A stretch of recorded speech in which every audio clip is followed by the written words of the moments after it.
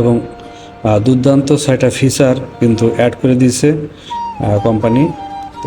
এগুলা কিন্তু আপনার ব্লগিং করার জন্য, বিশেষ করে যারা ক্যামেরাম্যান নাই এবং ক্যামেরা ধরার মতো লোক নাই, তাদের কিন্তু একটা বেস্ট একটা অপশন কিন্তু এই ডিজাইন নিউ ড্রোনটা। তো আমি ফার্স্ট টাইম কিন্তু এটা উড়াইতেছি, আমার কাছে খুবই ভালো লাগতেছে। তো আপনাদের কাছে কেমন লাগতেছে অবশ্যই ভিডিওতে একটা কমেন্ট করে যাবেন, এবং যারা নতুন আছেন অবশ্যই চ্যানেলটাকে সাবস্ক্রাইব করে দিবেন। আমি একজন প্রবাসী এবং প্রবাস থেকে কাজের মাঝেই ইউটিউব চ্যানেলে মনে করেন কাজ করি।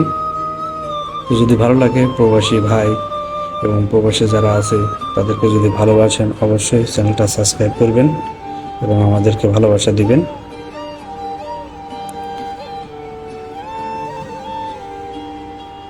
এটা এমন একটা ড্রোন, নর্মালি আপনারা যে ড্রোনগুলো দেখেন ওটার সাথে কিন্তু মানে ডিজিআই ব্র্যান্ড ছাড়া অন্যান্য যে নর্মাল কোম্পানিগুলো আছে, আমি বলতেছি না অন্য কোম্পানি খারাপ, কিন্তু ডিজিআই ছাড়া যে মানে অল্প দামের যে বাজেটের যে ড্রোনগুলো আছে, আমি এর আগে একটি নিয়েছিলাম, সেগুলো কিন্তু এইরকম কন্ট্রোল নাই। আমি কিন্তু কাউকে ছোটো করে বলতেছি না, কিন্তু এর যে একটা স্মুথ একটা কন্ট্রোল, মানে কথায় আছে না, যত টাকা মানে তত জিনিস ভালো, ঠিক আছে?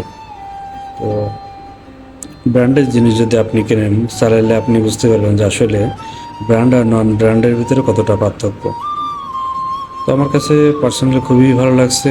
আর যারা যারা আপনারা টার্গেট করছেন এই ড্রোনটা নেবেন, মোটামুটি কথা মিড রেঞ্জ বাজেটের ভিতরে এটা একটা বেস্ট ড্রোন